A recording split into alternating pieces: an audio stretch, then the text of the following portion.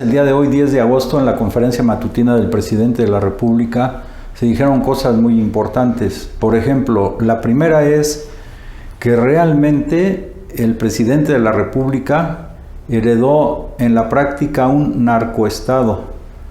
Y esto es, conforme han ido pasando los días, las semanas, los meses, se han ido descubriendo cosas nuevas y cada vez más nuevas. Pero estas van indicando realmente la podredumbre que se vivió en el periodo neoliberal, donde efectivamente ya para que se plantee que se heredó un narcoestado, es porque había una simbiosis entre las fuerzas del Estado mexicano, que la representaba siempre la oligarquía nacional, es decir, una minoría, lo que el presidente llama la mafia que estuvo en el poder, y efectivamente era una mafia. Ahora ya lo vemos que es en dos sentidos, era la mafia no solamente de cuello blanco, sino también ligada a actividades delictivas, como las que hoy en la mañana se señalaron. Entonces, la situación es más complicada todavía. No obstante todo eso, el presidente de la República se basa en principios, y él ha dicho, vamos a obrar con justicia, no por venganza. Y eso es muy importante. Esto sale a colación porque ante las preguntas de algunos periodistas de que si él iniciaría procedimientos en contra de los expresidentes, él reiteró, porque él es muy congruente, su posición que anunció a todos los mexicanos cuando tomó posesión. Es decir, él no va a iniciar esta cuestión de juzgar a los expresidentes. Pero quiero aclarar bien esto, no lo va a hacer por iniciativa propia, porque, insisto, él no va a obrar por venganza, va a obrar por justicia. Pero hay que ver bien las cosas, el contenido y la forma de cada uno de ellos. El hecho de que diga que él no va a iniciar eso, que deberá hacerse una consulta popular, es muy distinto a otra cosa que también él dijo, que en este gobierno no va a haber digamos, excepciones a la ley.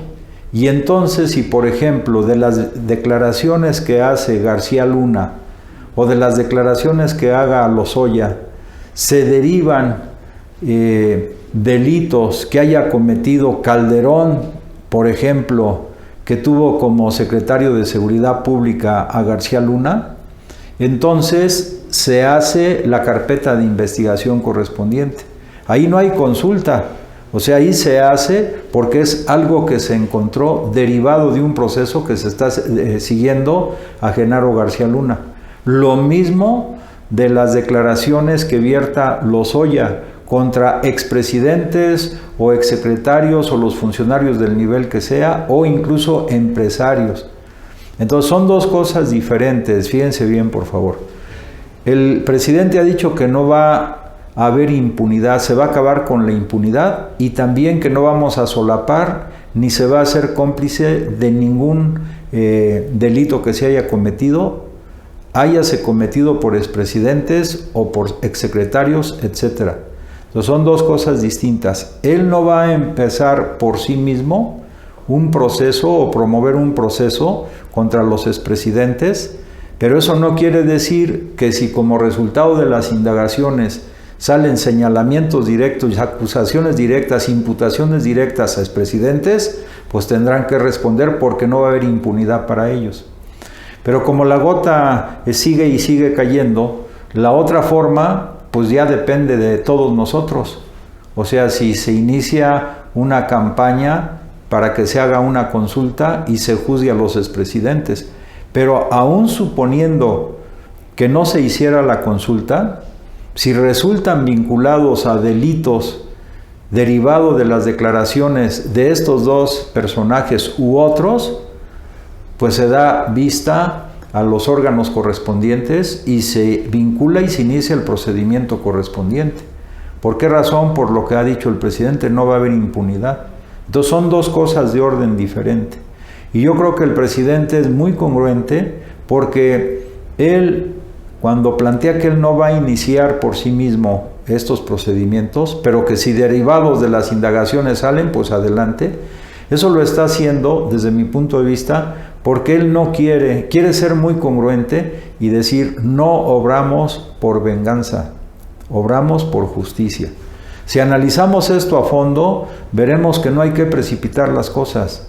Así como se heredó ese narcoestado que hoy se mencionó en la mañana, pues entonces ya está viéndose claramente cuál es la responsabilidad de Calderón. Creo que eso nos está quedando claro a todos. Y sin necesidad de que el propio presidente iniciara una consulta al respecto. O sea, son elementos cualitativamente diferentes y da idea a todos los mexicanos de cuál es la personalidad del presidente de la República. Él no es una gente perversa, no es una gente mala, no es una gente que esté pensando en venganzas, pero sí es una persona que quiere que todo lo que pasó en ese periodo neoliberal que afectó grandemente a nuestro pueblo y a nuestra nación, no se vuelva a repetir. Entonces tenemos que hacer una justa valoración entre el contenido profundo de lo que dice el presidente y la forma como lo está planteando, para que incluso los traidores a la patria, los que más daño hicieron a nuestro pueblo, para diferenciarse de ellos, que a pesar de todo eso, hay caminos, hay mecanismos y no hay venganza, ni siquiera precipitar las cosas. Ahora sí que algunas cosas vienen por añadidura.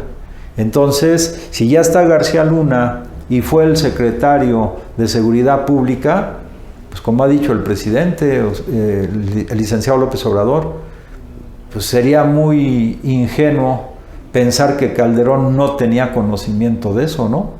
Ahora, las pruebas concretas y específicas van saliendo sin necesidad, repito, de que alguien, incluso de los chayoteros, pueda decir que se está obrando ya con la justicia dirigida y por venganza. Por eso yo llamo a todos los compañeros mexicanos, a todos los compatriotas, a que tengamos paciencia, pero también mucha confianza en el presidente de la República. O sea, él, como dijo y sostiene, no va a traicionar a nuestro pueblo, no va a permitir que hubiera en ningún momento impunidad. Y hay cosas tan claras, así como el agua de un río, claras y transparentes para todos nosotros, que se van dando por sí mismas, sin necesidades de falsos protagonismos, porque el presidente también, a pesar de que en estos días han dado golpes duros, digamos, algunos de los dirigentes de organizaciones delictivas, el presidente no ha hecho protagonismos falsos, ni protagonismos innecesarios, no. Él es muy sereno, pero repito, muy firme a la vez. Entonces no debe confundirse esa serenidad, esos principios por los que él obra con debilidad, no. Simplemente no hace faramalla de nada. Es una forma diferente de gobernar. Y como él ha dicho, esto debe ser un ejemplo. Como es arriba, debe ser abajo. Si el presidente de la República tiene principios de honestidad, de honorabilidad, de perdón incluso, pero no de impunidad ni de aceptar la corrupción, que además él está firmemente convencido de que es el mal mayor de nuestro país y la va a erradicar, no solamente la va a disminuir, entonces la confianza hacia el presidente debe ser total de todos los mexicanos que estamos viendo los grandes cambios en nuestro país como nunca se habían dado. Y eso se debe, como tomando una frase del presidente de algunos días que él mencionó, el presidente que mayor amor ha prodigado al pueblo de México fue el general Lázaro Cárdenas. Yo agregaría que sí es cierto, pero que el presidente que mayor amor ha prodigado al pueblo de México en el siglo XXI es el licenciado Andrés Manuel López Obrador. Entonces estamos hablando de cosas de otro nivel, que tocan más el corazón y los sentimientos profundos de los seres humanos y que debemos ir erradicando toda la ponzoña neoliberal que se sembró en los cerebros de millones y millones de seres humanos en todo el planeta. Por otro lado también se tocó el tema, él dice el día de ayer, pues a la marcha en carros, que algunos llevaron sus carros, los del Frena, y atrás de ellos el BOA, que se subieron a la plancha del Zócalo, él salió y dijo, si acaso eran alrededor de 100 o no más de 100. Pero dice lo que quedó muy claro es que antes de que llegaran, desde muy temprano, ya estaban los medios televisivos y la prensa escrita, radiofónica, etcétera, ahí, para, con una minoría de personas que de manera artificial están planteando la salida del presidente, aunque ya saben que va a haber un referéndum revocatorio en el 2022, de todas maneras, aquí se ve otra vez la manipulación de los medios de comunicación, particularmente de Televisa.